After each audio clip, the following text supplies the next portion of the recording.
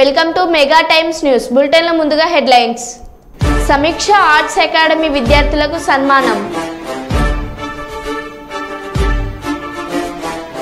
మానవత్వం చాటుకున్న సుల్తానాబాద్ ఎస్ఐ శ్రావణ్ కుమార్.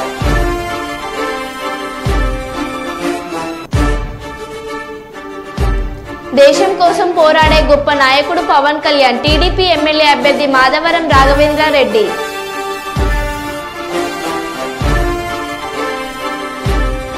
వేములవాడ రాజన్న సన్నిధిలో ప్రారంభమైన ఉగాది వేడుకలు. మంత్రాలయంలో టెట్రా ప్యాకెట్స్ ధ్వంసం చేసిన పోలీసులు.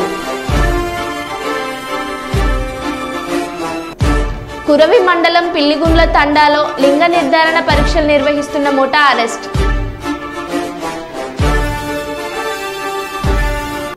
ఇక వివరాల్లోకి వెళ్తే, హిందూ ఆలయ ధర్మ పరిరక్షణ సమితి ఆధ్వర్యంలో ఆదివారం కర్నూలులోని రాష్ట్ర కార్యాలయంలో ఏర్పాటు చేసిన కార్యక్రమంలో రాష్ట్ర కమిటీ కార్యవర్గాన్ని ఎన్నుకోవడం జరిగిందని హిందూ ఆలయ ధర్మ పరిరక్షణ సమితి వ్యవస్థాపక అధ్యక్షులు దండు విద్యాసాగర్ పేర్కొన్నారు. రాష్ట్ర అధ్యక్షునిగా కట్టెల రామాంజనేయులు, ఉపాధ్యక్షుడిగా ప్రవీణ్ మరియు జాయింట్ సెక్రటరీగా పురుషోత్తంను నియమించడం జరిగిందని, తమ సమితి సిద్ధాంతాలను నచ్చి పనిచేయడానికి వచ్చిన రాష్ట్ర కమిటీని అభినందించడం జరిగిందని తెలియజేశారు. ఈ సందర్భంగా రాష్ట్ర అధ్యక్షుడు రామాంజనేయులు మాట్లాడుతూ, రాష్ట్ర అధ్యక్షుడిగా నాకు ఈ అవకాశం కల్పించిన విద్యాసాగర్ కు ధన్యవాదాలు అని, తమపై నమ్మకం ఉంచి ఈ బాధ్యతలు అప్పగించినందుకు బాధ్యతాయుతంగా పనిచేస్తూ రాష్ట్ర వ్యాప్తంగా ఈ సమితిని విస్తరింపజేస్తా అన్నారు.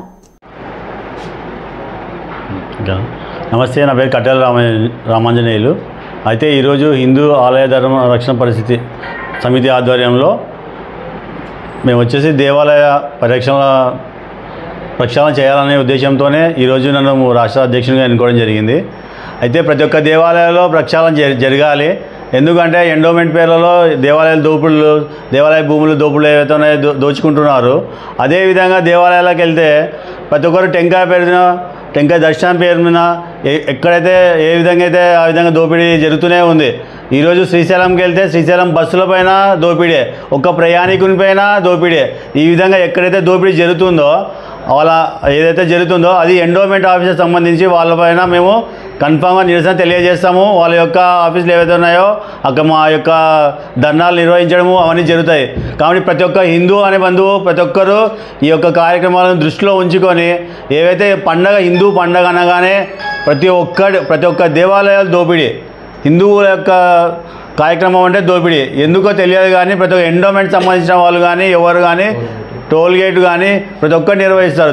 ప్రత్యేక దర్శనాల పేరుతో దోపిడీలు జరుగుతూనే ఉన్నాయి. కాబట్టి దీన్ని ఉద్దేశించే మేము హిందూ ఆలయ పరిరక్షణ సమితి ఆధ్వర్యంలో ధర్నాలు చేపట్టాలి, ఎన్నో పోరాటాలు చేయాలనే ఉద్దేశంతోనే ఈ విధంగా ఈ కార్యక్రమంలో పాల్గొనడం జరిగింది. నమస్తే. ఒక్క ఛాన్స్ పేరుతో అధికారంలోకి వచ్చిన జగన్ 5 ఏళ్ల పాటు రాష్ట్రాన్ని నియంత్రణలా పాలించడాన్ని కర్నూలు పార్లమెంట్ అభ్యర్థి బస్తిపాటి నాగరాజ్ మండిపడ్డారు. ఆలూరు టీడీపీ కార్యాలయంలో ఆలూరు అసెంబ్లీ అభ్యర్థి వీరభద్ర గౌడ్తో కలిసి నాగరాజ్ మీడియా సమావేశం నిర్వహించారు. ఈ సందర్భంగా ఆయన మాట్లాడుతూ, జగన్ ప్రజావేదిక కూల్చివేతతో మొదలుపెట్టి అన్ని రంగాలను కూల్చివేశారన్నారు. అభివృద్ధి సంక్షేమం జరుగుతుందన్నారు. కాబట్టి ప్రజలు ఒక్కసారి ఆలోచించి రాష్ట్రాన్ని అభివృద్ధి చేసే టీడీపీని గెలిపించాలని నాగరాజు కోరారు. చెప్పి మభ్యపెట్టి అందరినీ ఇంతవరకు అయితే కూడా ఈ రోజు వరకు కూడా దిగిపోతున్నాడు. 45 రోజులు ఎలక్షన్ కూడా వచ్చేసింది.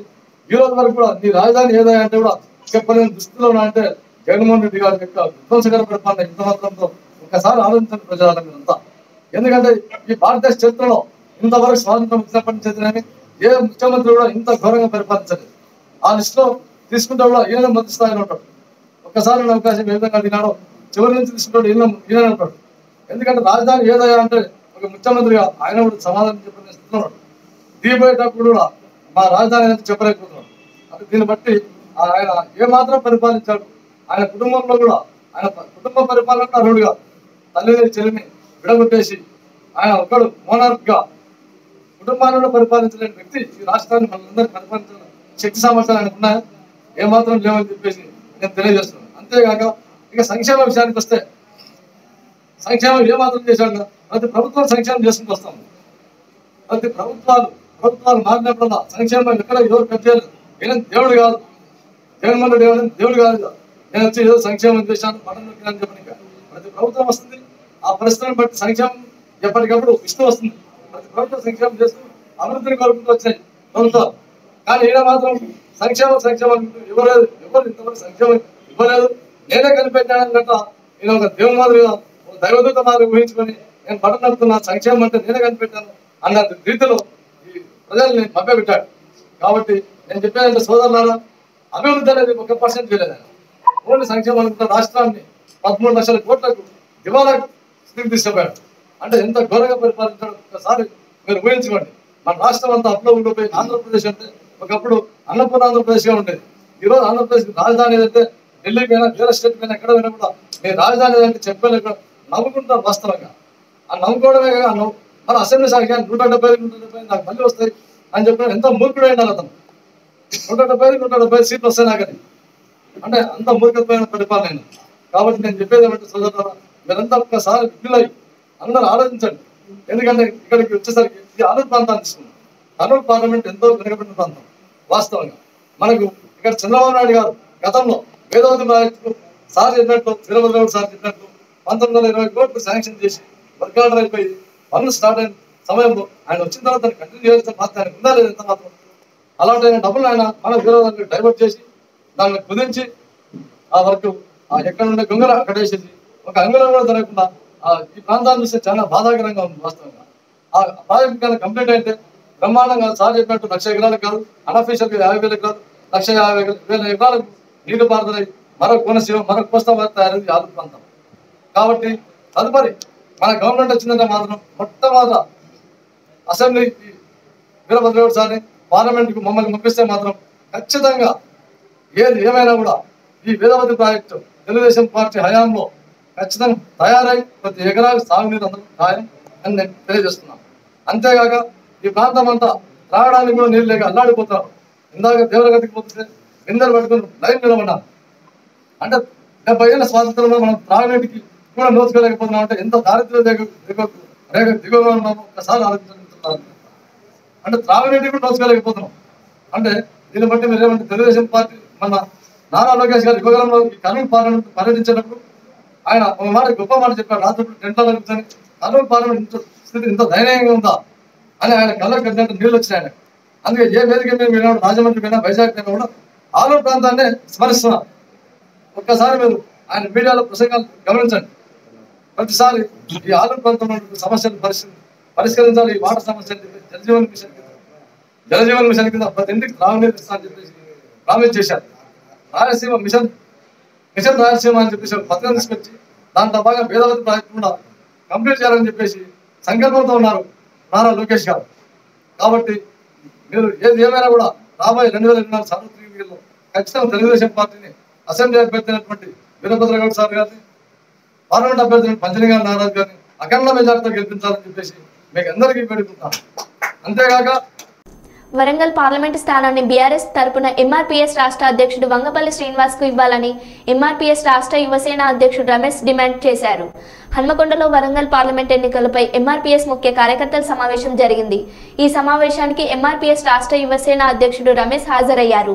ఈ సందర్భంగా రమేష్ మాట్లాడుతూ వరంగల్ పార్లమెంట్ నియోజకవర్గ పరిధిలో అత్యధిక ఎస్సీలు ఉంటారని, కావున వరంగల్ పార్లమెంట్ టికెట్ బీఆర్ఎస్ తరపున వంగపల్లి శ్రీనివాస్ కి ఇవ్వాలని ఆయన డిమాండ్ చేశారు.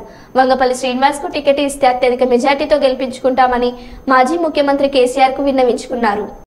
వరంగల్ సీట్ ని వంగపల్లి శ్రీనివాస్కే ఇస్తే మాదిగ జాతికి ఇచ్చినట్టే అని చెప్పేసి మేము మన మాజీ మంత్రివర్యులు కేసీఆర్ గారిని కోరుతున్నాం. ఇక్కడ వరంగల్ జిల్లాలో అత్యధిక జనాభా ఉన్న మాదిగలకు ఇవ్వకుండా వేరే పార్టీలకు ఇస్తున్నటువంటి పార్టీలు, వేరే వాళ్ళకి ఇస్తున్న పార్టీలు ఉన్నవి. అంతేకాకుండా మా వంగపల్లి శ్రీనివాస్కు సీటు ఇవ్వాలని చెప్పేసి మేము బీఆర్ఎస్ అధ్యక్షుల్ని కోరుతున్నాం. ఎందుకంటే కేసీఆర్ గారికి ఫస్ట్ ఎందుకు ఇవ్వాలంటే మా వంగపల్లి శ్రీనివాస్ గారికి ఉద్యమం స్టార్ట్ అయినప్పుడు, తెలంగాణ ఉద్యమం స్టార్ట్ అయినప్పుడు 9 మంది ఆ ఉద్యమంలో అరెస్ట్ అయిన సమయంలో అందులో మొదటి వ్యక్తి మా వంగపల్లి శ్రీనివాస్. ఆ తర్వాత 2008లో ఉద్యమాన్ని ముందుకు తీసుకుపోవాలనే క్రమంలో అక్రమ అరెస్టు చేసి ఆయన జైలులో పెట్టే సందర్భాలు ఉన్నవి. అదేవిధంగా నిరుత్కృష్టత్వాన్ని ఏర్పాటు చేసి ఆయన ఆనాడు తెలంగాణ ఉద్యమం కోసం ఉస్మానియా యూనివర్సిటీ నుంచి ఇక్కడ కాకతీయ యూనివర్సిటీ వరకు పాదయాత్ర చేయడం జరిగింది. ఆనాడు తెలంగాణ ఉద్యమంలో కావచ్చు, ఈ రోజు ఎంఆర్పిఎస్ ఉద్యమంలో కావచ్చు ముందుండి ఆయన నడిపించిన సందర్భాలు ఉన్నాయి. ఎందుకంటే ఎన్నోసార్లు బీఆర్ఎస్ కు మద్దతు ఇచ్చి వాళ్ళ గెలుపులో ప్రధాన పాత్ర పోషించినటువంటి వంగపల్లి శ్రీనివాస్ గారికి బీఆర్ఎస్ టికెట్ కేటాయించాలని మేము కేసీఆర్ గారిని వేడుకుంటున్నాం. ఎందుకంటే ఈ టికెట్ మా వంగపల్లి శ్రీనివాస్ ఇచ్చినట్లయితే ఇక్కడ ఉన్న మాదిగ జాతి అంతా ఏకమై ఒక్క తాటిపైకి తీసుకొచ్చి ఇక్కడి నుంచి పార్లమెంట్ పంపించే బాధ్యత ఈ మాదిగ జాతి తీసుకుంటుందని మేము ఈ సందర్భంగా తెలియజేస్తున్నాం. కేసీఆర్ గారికి మరో విన్నపం తెలియజేస్తున్నాం. ఏంటంటే ఇక్కడ అత్యధిక జనాభా మాదిగలు, అదేవిధంగా వంగపల్లి శ్రీనివాస్ గారు మీకు ఏ విధంగా చూసినా విధేయుడుగా ఉన్న సందర్భాలు ఉన్నవి. ఇప్పుడు 2000 ఈ 10 సంవత్సరాల ఉద్యమ చరిత్రలో మీ వెన్నంటూ ఉండి మీ పార్టీకి సపోర్ట్ చేసి అదేవిధంగా మీకు అండదండలు ఉన్నటువంటి మా వంగపల్లి శ్రీనికి టికెట్ ఇస్తే మేము ఖచ్చితంగా గెలిపించుకొని పార్లమెంట్ కి పంపిస్తామని మేము కేసీఆర్ గారికి విజ్ఞప్తి చేస్తున్నాం. కురవి మండలం పిల్లిగుండ్ల తండాలో లింగ నిర్ధారణ పరీక్షలు నిర్వహిస్తున్న ముఠా అరెస్టు. 6గురిపై కేసు నమోదు చేసిన మహబాద్ రూరల్ సీఐ సర్వయ్య చాకచక్యంగా ముఠాను పట్టుకున్న మహబాద్ rural CI Sarvaiah Kuravi SI Gopi సిబ్బందిని అభినందించిన మహబాద్ జిల్లా ఎస్పీ సుధీర్ రామ్నాథన్ కేకన్. కురవి మండలం పిల్లిగుండ్ల తండా గ్రామంలో లింగ నిర్ధారణ పరీక్షలు చేస్తున్నట్టుగా మా కురవి ఎస్ఐ గారికి నమ్మదగిన సమాచారం రాగానే నేను మరియు కురవి ఎస్ఐ గారు, తర్వాత డిఎంహెచ్ఓ మేడం గారు, తర్వాత కురవి లోకల్ డాక్టర్ మా సిబ్బంది అందరం కూడా వెళ్ళి పిల్లిగుండ్ల తండాలో ఒక ఇంట్లో చెక్ చేయగా అక్కడ లింగ నిర్ధారణ సంబంధించినటువంటి ఒక ఇన్స్ట్రుమెంట్ స్కానర్ పట్టుకొని అక్కడ ఉన్నారు. వాళ్ళంతా ఫేక్ డాక్టర్స్ అని యాక్ట్ చేస్తున్నారు, కానీ fake doctors and RMP doctors అందరు కూడా అమాయక మహిళలను అక్కడ వాళ్ళ డబ్బులు తీసుకొని మీకు మేల్ ఫీమేల్ లింగ నిర్ధారణ చేస్తామని వాళ్ళ దగ్గర డబ్బులు తీసుకొని అది అనుమతులు లేని ప్రభుత్వ అనుమతి లేకుండా అక్కడ లింగ నిర్ధారణ చేస్తున్న వారిని నిన్న సాయంత్రం వారిని అందరినీ అరెస్ట్ చేసి పోలీస్ స్టేషన్ తీసుకొచ్చి ఈరోజు గౌరవనీయులైన మేజిస్ట్రేట్ గారి ముందు హాజరుపరచడం జరుగుతుంది.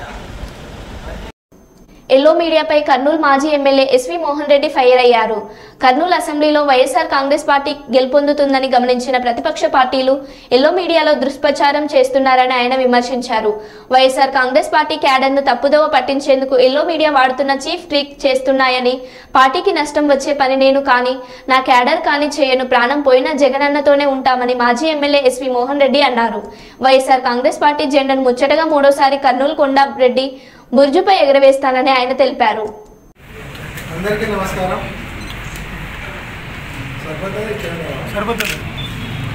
మీడియా మిత్రులందరికీ నమస్కారం. ఈరోజు ఈనాడులో కావచ్చు, మొన్న ఆంధ్రజ్యోతిలో కావచ్చు, వివిధ రకాలుగా ప్రచారాలు జరుగుతున్నాయి. ఏదో మోహన్ రెడ్డికి ఇది కాలేదు, మోహన్ రెడ్డి వేరే చూపులు చేస్తున్నారని వేరే వేరే మాటలన్నీ కూడా వస్తున్నాయి. ఒకటి, పార్టీ వదిలిపోయేటువంటి ప్రచారం అనేది ప్రతిపక్షాల కుట్ర. వాళ్ళ మధ్యలో కన్ఫ్యూజన్ క్రియేట్ చేసి, ప్రజలను కన్ఫ్యూజ్ చేసి, కార్యకర్తలను కన్ఫ్యూజ్ చేసి లబ్ధి పొందాలనేటువంటి ఆలోచనతో వాళ్ళందరూ చేస్తున్నటువంటి కుట్ర.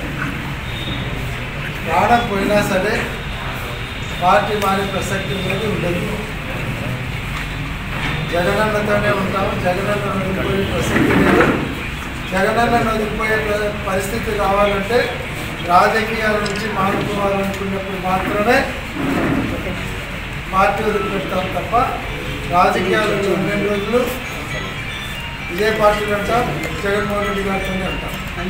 దాంట్లో సెకండ్ థాట్ అనేది ఉండదు. రెండవది ఏదో పోస్ట్ లేదు, నిలిపిత ఉన్నారు అనే దాంట్లో సరే మా కార్యకర్తలు మా నాయకులు అయితే కొంతవరకు రావాలి, మా అన్న కూడా ఏదైనా పొజిషన్ రావాలి అని ఆశించిన మాట వాళ్ళు ఆశించడంలో తప్పులేదు. అది రాలేదనేటువంటి కొంత బాధను వ్యక్తం చేశారు తప్ప ఇంతియాజ్ గారి దగ్గరికి వెళ్ళి ఇంకా మా అన్న కూడా ఏదైనా వచ్చింటే బాగుండు, మీరు కూడా ట్రై చేయండి అని చెప్పడం వరకే కానీ రాలేదు మీకు చెయ్యము, లేకుంటే మేము సహాయానికి నిరాకరణ చేస్తాము అనేటువంటి వర్డ్స్ ఎప్పుడు మా వాళ్ళు మాట్లాడరు. ఎప్పుడైనా సరే మా క్యాడర్ దగ్గర ఉండేది ఏమంటే డిసిప్లిన్ ఉంది. మమ్మల్ని కాదని పార్టీకి నష్టం వచ్చే కార్యక్రమం కానీ, పార్టీకి చెడ్డ పేరు వచ్చేది కానీ, నాకు చెడ్డ పేరు వచ్చే కార్యక్రమం వాళ్ళు కూడా ప్రారంభంగా చేయరు. ఏదనంటే వాళ్ళు డైరెక్ట్ నాతో కొట్లాడతారు తప్ప బయట పార్టీ గౌరవం కానీ, పార్టీ పరిస్థితికి ఇబ్బంది వచ్చేటువంటిది కానీ చేసే ప్రసక్తి మా క్యాడర్లో ఎవరికి లేదు. కొన్ని అట్లా డబ్బులు కానీ అట్లా మా వాళ్ళ పదవులన్నీ అడగడంలో కానీ ఎప్పుడూ కూడా లేదు. మా వాళ్ళు ఆ ఆలోచన లేనటువంటి కార్యకర్తలు నాయకులు మా దగ్గర ఒకరు కూడా లేదు. ఎంతసేపు ఉన్న పార్టీకి పనిచేయాలి, అన్న చెప్పిన పనిచేయాలనే ఆలోచన ఉండే వాళ్ళే మా దగ్గర ఉన్నటువంటి వాళ్ళంతా. ఇన్ని రోజులు వాళ్ళకి ఎటువంటి పోస్టింగ్ లేకుండా ఏ రోజు ఒక్కరు కూడా స్లిప్ రాలేదు, మాకు రాలేదు, మాకు కావాలి. నేను ఒకసారి ఎమ్మెల్యేగా 5 సంవత్సరాలు ఉన్నాను, ఎమ్మెల్సీగా సంవత్సరం ఉన్నాను. నేను అప్పుడు కాంగ్రెస్ పార్టీ నుంచి ఎమ్మెల్సీగా లోకల్ బాడీ ఎలక్షన్లో గెలిచిన తర్వాత 1 సంవత్సరంకే నేను ఎమ్మెల్సీగా రాజీనామా చేసి 5 సంవత్సరాల పదవీ కాలాన్ని కూడా వదిలిపెట్టుకొని ఆ రోజు పార్టీలో చేరడం జరిగింది. అట్లా త్యాగం చేయాలంటే మొట్టమొదట వైఎస్ఆర్ కాంగ్రెస్ పార్టీ కోసం త్యాగం చేసిన వ్యక్తులు పదవిని వదిలిపెట్టింది ఎవరంటే ఒక ఎస్వి మోహన్ రెడ్డి ఫస్ట్. తర్వాత ఎమ్మెల్యేలు డిస్క్వాలిఫై అయినారు, వాళ్ళు మళ్ళీ ఎమ్మెల్యేలు అవుతారు. కానీ నేను మళ్ళీ ఎమ్మెల్సీ కానీ తెలిసిన పదవిని వదిలిపెట్టి ముందరికి వచ్చినాను. అంతేగాని ఆ 2 పోస్టులు చేసిన తర్వాత ఒక పార్టీ ప్రెసిడెంట్ పోస్ట్ అనేది అదేదో పెద్ద పోస్టు, అది ఆశించినాను, అది రాలేదని వేరే ఆలోచన చేస్తున్నారు. ఆలోచన లేదు. అది జగన్మోహన్ రెడ్డి గారు ఎప్పుడు ఎవరికి వేయాలనుకుంటే వాళ్ళకి ఇస్తాడు. ఎప్పుడే కానీ పదవుల కోసమో దాని పోస్టింగ్ల కోసమో రాజకీయాల్లో ఎప్పుడు లేదు. ఏదైనా నమ్ముకునే సిద్ధాంతం కోసం ఉంటాం, ప్రజల కోసం పనిచేస్తాం, కార్యకర్తలు కాపాడుకునే ముందుతాం తప్ప మాకు పదవులు కావాలని. ఈ 5 సంవత్సరాల కాలంలో ఏ రోజు కూడా పైన నాయకులను కూడా అడగారు. రామకృష్ణారెడ్డి గారిని కానీ, లేదంటే పైన ఉన్నటువంటి జగన్మోహన్ రెడ్డి గారిని కానీ, ఇక్కడ జిల్లా అధ్యక్షుడు ఉన్నటువంటి రామయ్య గారిని కానీ ఏ రోజు ఒక చిన్న పోస్టింగ్ నాకు కావాలి అనేటువంటిది ఎప్పుడు అడగలేదు. ఇంకా నా కార్యకర్తలకు ఇవ్వండి, వాళ్ళకు కూడా కొన్ని పోస్టులు ఏంటి అని అడగడం జరిగింది తప్ప ఏ రోజు నాకు కావాలని అడగలేదు. ఒక ఎమ్మెల్యేగా ఎమ్మెల్సీగా చేసిన తర్వాత నేను అడిగే పోస్టులు పెద్దగా ఉండవు. ఒక వ్యక్తికి ఒక పోస్టుతో గౌరవం వస్తుంది అనేటువంటి నమ్మేటుంది కాదు. మన గౌరవం బాగంటే పోస్టుకి వస్తాయి. పోస్టుతో గౌరవం వస్తాయంటే చాలామంది పార్టీకి ఎక్కడికి వెళ్ళిపోయారు, చాలామంది చైర్మన్ ఉన్నారు, చాలామంది ఉన్నారు. కానీ వాళ్ళందరికీ ఎంత గౌరవం ఉందో నాకెంత గౌరవం ఉంది పోస్టు లేకుండా. కాబట్టి పోస్టుల గురించి నేనేదో దూరంగా ఉంటాను, చేయడం లేదు అనేటువంటిది లేదు. ఈరోజు ఈనాడు వచ్చింది ఏదో 3 ముక్కలాగా 4 ముక్కలాగా. ఫ్యాన్కు ఉండేది గాలి రావడానికి 3 ఉన్నాయి. అది 3 ముక్కలంటే 3 లెక్కలంటే మొత్తము 3 కోట్ల మంది ఓటర్లు అనేది లెక్క. కానీ 3 వర్గాలు ఉన్నాయి, 4 వర్గాలు ఉన్నాయి, ఎక్కడ లేదు. వర్గాలు ఉన్నాయినా ఒకటే జగన్మోహన్ రెడ్డి వర్గమే. ఎవరైనా సరే ఈరోజు పార్టీలు ఉన్నాక ఇంతియాజ్ గారి గెలుపు కోసమో రామయ్య గారి గెలుపు కోసం పనిచేయాల్సిందే.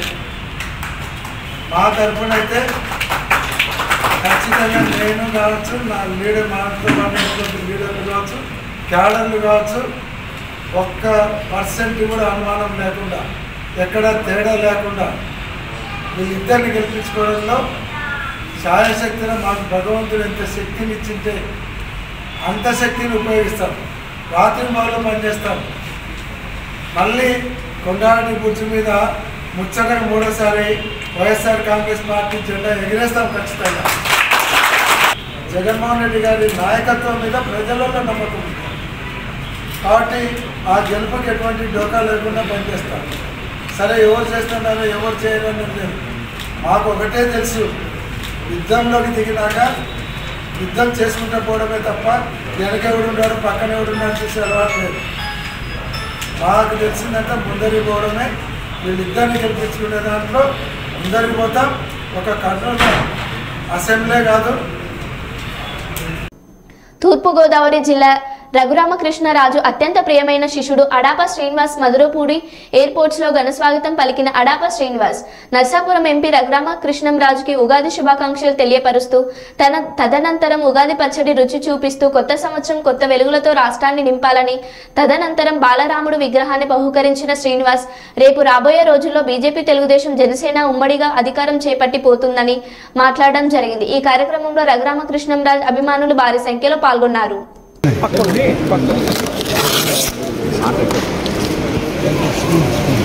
అది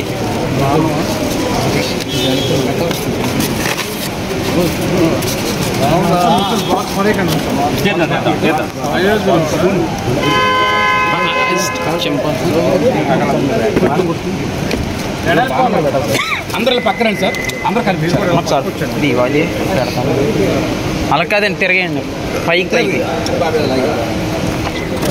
ఇలాగ జై త్రిపుర, జై త్రిపుర.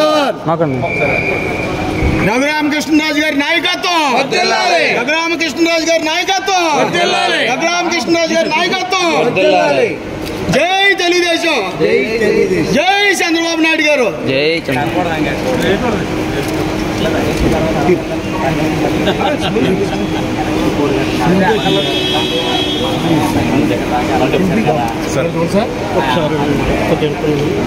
రఘురామకృష్ణ గారి నాయకత్వం, చంద్రబాబు గారి నాయకత్వం, పవన్ కళ్యాణ్ గారి నాయకత్వం, తెలుగుదేశం జనసేన ఐక్యత, తెలుగుదేశం జనసేన ఐక్యత.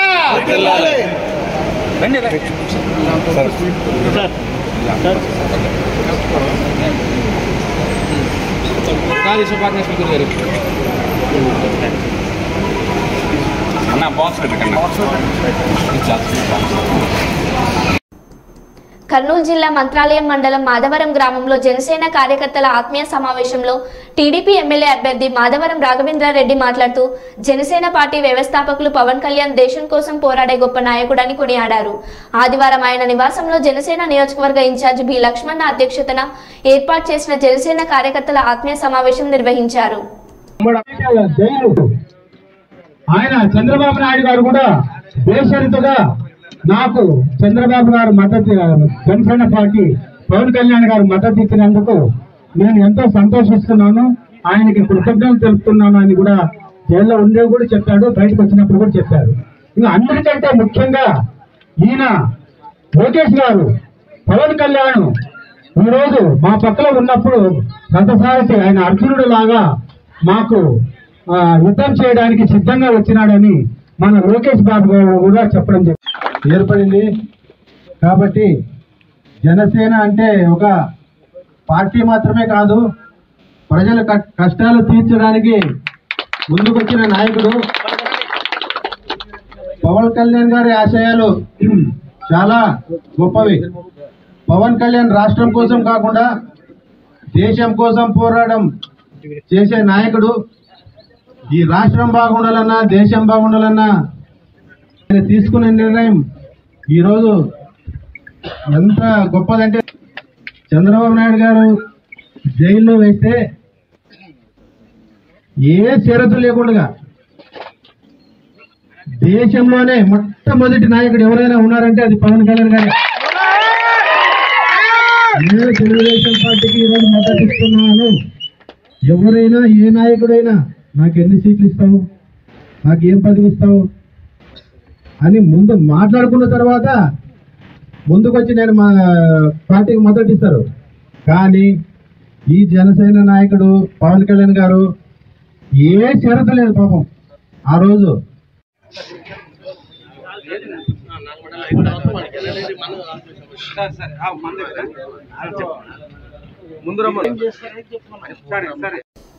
పాణ్యం నియోజకవర్గ పరిధిలోని కల్లూరు అర్బన్ 30-31 వార్డు షరీన్ నగర్లోని దాదాపు 35 బుడగ జంగం కుటుంబాలు పాణ్యం ఎమ్మెల్యే మరియు వైఎస్ఆర్ కాంగ్రెస్ పార్టీ నంద్యాల జిల్లా అధ్యక్షులు కాటసాని రాంభూపాల్ రెడ్డి, పాణ్యం యువనేత కాటసాని శివనరసింహారెడ్డి గారుల సమక్షంలో వైఎస్ఆర్ కాంగ్రెస్ పార్టీలో చేరారు. ఎమ్మెల్యే ఒక్కొక్కరికి వైఎస్ఆర్ కాంగ్రెస్ పార్టీ కండువలు వేసి పార్టీలోకి సాధారణంగా ఆహ్వానించారు. అనంతరం ఎమ్మెల్యే మాట్లాడుతూ అందరం కలిసికట్టుగా పనిచేసి జగనన్నను మరోసారి ముఖ్యమంత్రిని చేసుకుందామని అన్నారు.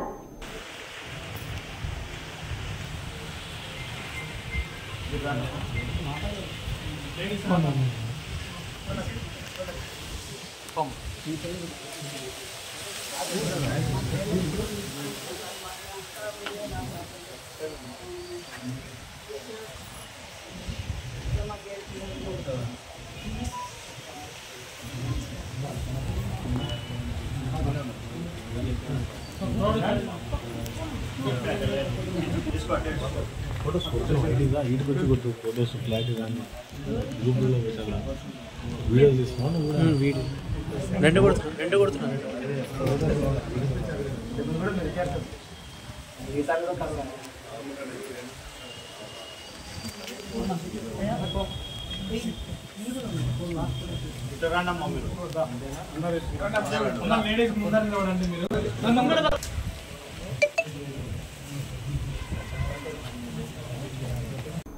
పాణ్యం నియోజకవర్గం బలపనూరు గ్రామంలో ఎన్నికల ప్రచారంలో భాగంగా మరియు బాబు సూపర్ 6 డోర్ టు డోర్ శంకరావం కార్యక్రమంలో భాగంగా టీడీపీ, జనసేన, బీజేపీ శ్రేణులతో కలిసి ఇంటింటికి తిరిగి గ్రామంలో వారు ఎదుర్కొంటున్న సమస్యలను అడిగి తెలుసుకొని పథకాల గురించి ప్రజలకు వివరిస్తూ కరపత్రాలను పంపిణీ చేస్తూ వచ్చే ఎన్నికల్లో 2 ఓట్లు సైకిల్ గుర్తుకు ఓటు వేసి గెలిపించాలని పాణ్యం మాజీ ఎమ్మెల్యే, టీడీపీ ఎమ్మెల్యే అభ్యర్థి శ్రీమతి గౌరు చరితారెడ్డి గారు కోరారు.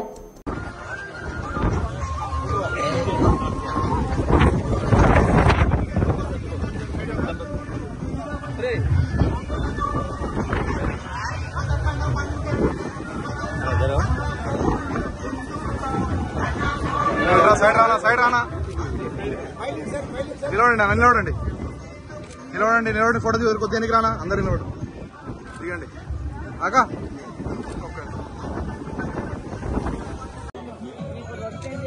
కూడా గ్యాస్ ఇస్తాడు 3.